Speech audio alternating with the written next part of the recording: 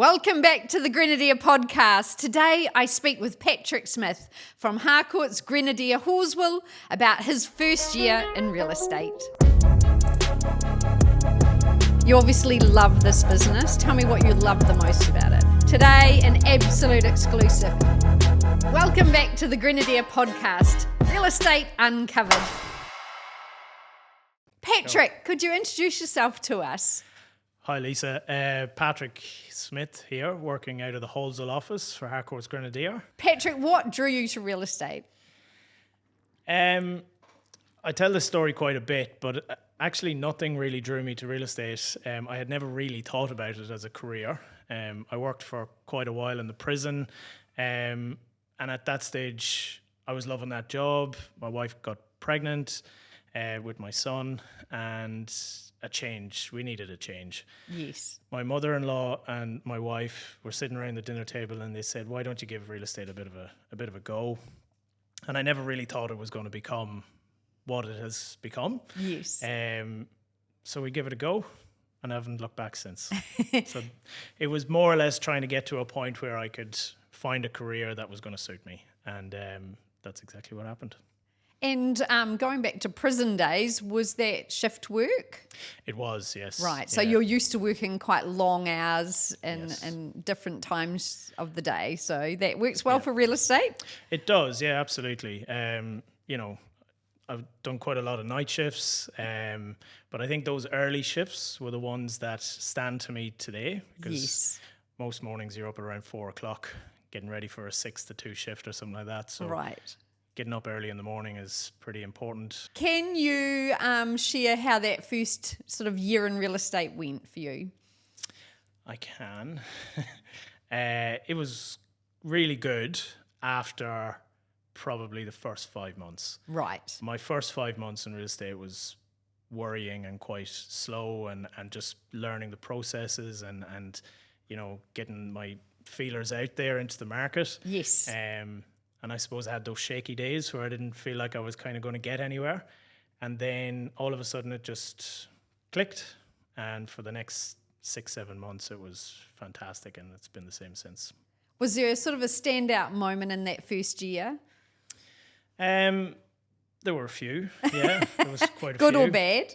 Yeah, a bit of both.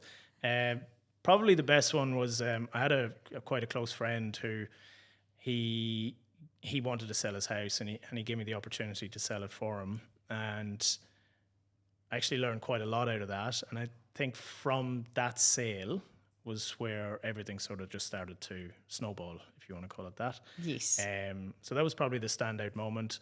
We took his property to auction, got it sold, then they needed to buy something, and within a few weeks after that, we had got them into their next stage, which they're still there now, and they're loving it. So Lovely. that was probably the main standout moment for that year. And did that sort of give you that feeling, yes, this is my career path. I'm probably in the right place for me. It definitely did. From the open homes at that listing, that's where I learned, right, this is where, I'm actually quite good at being able to get business off open homes. Yes. I ended up getting a listing then from that one all the way out in Balcarn, out past Amberley. Which That's was a fair way to go. It was a bit of a drive, but another fantastic client, and more business came from that, and it just carried on from it. So yeah, definitely helped me moving forward, which was great. Brilliant. Because I think when you first start in real estate, like you go through a lot of training, and sometimes it sort of feels like imposter syndrome. You don't really know what you're doing, don't you? And yes. And then suddenly it all clicks, and you're like, oh, I feel like an agent now. Yeah, it definitely does. I think one thing I do find, actually, when you are in that sort of learning transition mode into becoming quite good at your career, you can get into this false sense of security that you know more than you actually do. And something about real estate, which I really love, is that you can be knocked back to earth pretty quick. So it's one part of the job that I love the most. It grounds you, keeps you focused. And when you are in that training phase, you can train for so much, but you don't get that sort of training. Real world experience. Exactly. Yeah. So that part of it I really loved. Yeah, I think you don't realize what you don't know. And so naively, you kind of march through it, and then suddenly, bang, an obstacle comes up, and you're like, oh, okay, Yeah. let's do some learning here. Exactly. And we're quite fortunate, actually. We've got huge support around us and, that help us through those situations as well. But it's a wake-up call, definitely is. Is there one skill or quality that you think is essential for someone in real estate in order to be successful? Yeah, there's a number of them. I mean, everybody's a bit different, I guess. I think one thing, and I was actually talking to someone from up in Auckland about this yesterday, I think when you're in real estate, you have to have a little bit of confidence in yourself. You need to give the people you're working with the confidence in you by showing that confidence in yourself. You don't have to be cocky about it. You don't have to act like you know everything. Yes. But you just need to know that you're giving those people, your vendors, your clients, your friends, your family, the confidence that you're actually going to succeed in what you're trying to do for them. So that's probably the main quality that I would expect to see out of a real estate agent, and something I try to do myself. I think that's such an important thing, because when we sell property for people, they're in a really vulnerable stage. Yeah. Often they don't know where they're going next, or which is their next home. And so you turning up with confidence, saying, trust me, I'm going to see you through, that's an intangible quality, really. Yeah, absolutely. And a lot of people have to sell a home to be able to buy a home, which in their mind is the immediate, I'm going to be homeless Panic. if I don't find something. You need to give them the confidence that they're actually going to get to a point where they're going to find that forever home after they've sold. Because it's an age-old saying, you need to sell before you buy. And yes, that can be stressful, but if you're working with someone who puts that confidence in you, then you'll be fine. Absolutely. Do you think what has been your biggest challenge to date? Have you got any sort of... Probably myself. It's a road to know yourself, isn't it, real estate? Yeah, it is, because I've gone through a lot of different career paths, trying to find something that sort of ticks all my boxes. Anyone that knows me knows I'm very competitive, and it's quite hard to find a career that leaves you in a position where you can satisfy your competitive nature. And going through different career paths, I get itchy feet. I need to know that I'm on the go all the time. I need to be always doing something. So I think the biggest challenge I've had is being able to satisfy that competitive side of me. Beautiful. And in real estate, you need that competitive nature as well. So that really was getting to that point has probably been the biggest challenge. Yeah, it sort of leads me back to training, because I feel like in real estate, we're training every day. Like the training never stops, and that competitiveness never stops, that innate drive in you, doesn't it? Yeah, it never stops. You're 100% right. And, you wake up every day from the day before thinking about that offer that you had to work on. How do I get that offer to a position where it's going to be great for my vendor? How do I compete against another real estate agent for a listing? And there's lots of different areas of the business that sort of scratch that itch. Yes. So yeah, it's definitely a big part of it. Yeah, I don't think there's ever a point in anyone's career where we go, wow, I know it all, I've got it sorted, it's in a box now. Yeah. There's always something more to add to the toolkit. Absolutely. I mean, if you're foolish enough to go through your career, especially in real estate, thinking that you know everything, then you'll crash and burn pretty quick. Yeah. You'll be exposed very quickly. Patrick, tell us about how you've created a network, grown a database, in those early days. How did you do that? That probably goes back into that last question too. It's probably one of my biggest challenges was trying to create that sort of database. Obviously, I'm not from Christchurch, so that makes it a bit harder to grow your network of people that you know. The biggest thing is that you meet a lot of people in open homes. You need to show that in those open homes that you're a really trustworthy person, and then nurture those people that come through those open homes. And you're sort of in it for the long haul. It might take you a few months, it might take you a year, it might take you 2 years, but if you continue working with all those people and staying in touch with them, working with them, just regular contact, basically. Yes. That's how I built it. Yeah. I'm not great on the phone. I'm not big at making hundreds and hundreds of phone calls, but I am good at, just staying in touch with people and regularly keeping them up to speed. And I think that's probably the best way to that's the best way I built my database. Yes. And what I hear you saying is it's about consistency. You didn't just ring them back one time after they'd been through the open home. You listened to and you consistently stayed in touch.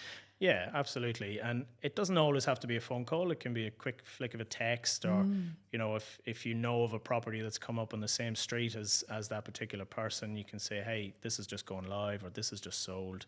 And people really appreciate it. And they come back to you after that. Patrick, if you think back to the group of people you perhaps got licensed with and started training with, but what do you think is the standout thing that keeps people in the industry, that the skill they need?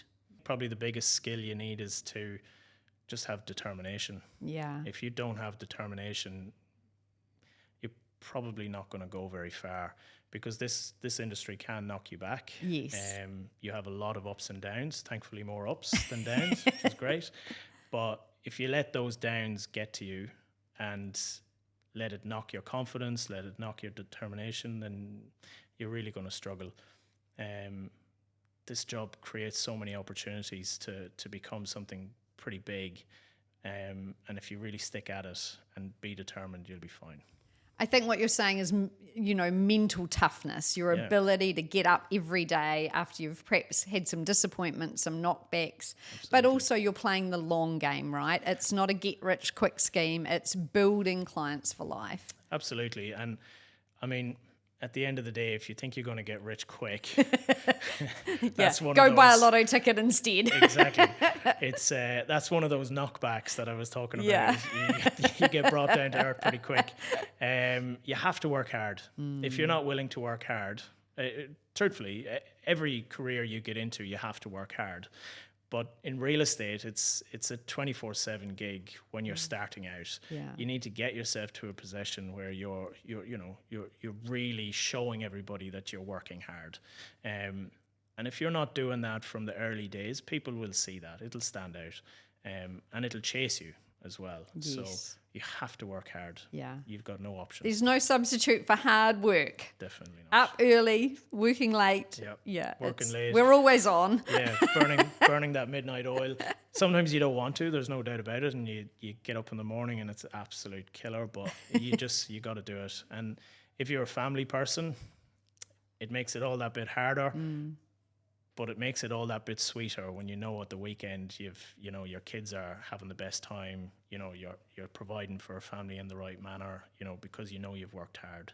Yes. It's probably one of the biggest satisfactory things about this career is you can provide for a family quite comfortably if you work hard. Yeah, beautiful. Patrick, how important is the company you partner with?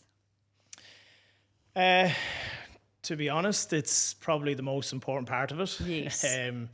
If you aren't surrounded by the right people, sure, you might be able to sell a house by sticking a sign out the front, but you're never going to really bring a really solid result for your vendors or your clients. The company you work for needs to have good processes in place, good structure, great marketing, and this particular company, it's got Grenadier. Grenadier has everything, so it's great.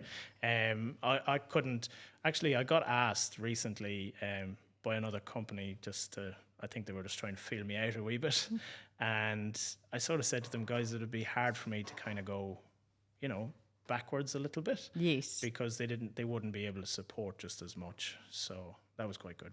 Yeah, brilliant. I think, once you find the tribe you belong to and they're going to support you 100%. And that gives you confidence out in the field, doesn't it? Absolutely. It doesn't matter, what we do in this industry. You can't get away from having really good support. We're quite fortunate here with the managers that we have. they're all out there to help you. It doesn't matter what office they're in, they all want to ask and make sure that you're doing well. Yes. Our auctioneers, yourself, it's great because we get to keep up with everybody, and everybody sort of wants to know and see you succeed, because once we succeed as a group, the easier it is for us to sell our businesses to everybody and bring those good results. So it's all a big part of it. Absolutely. Well, Patrick, it's been fascinating watching your career, and you're only just getting started. The sky's the limit, and best of luck in the future with you, your family, and our family here at Grenadier. Thanks, Lisa. Appreciate it. Thank you so much for tuning into the Grenadier podcast. We hope you've enjoyed the show. Please give us 5 stars. We'd really appreciate it.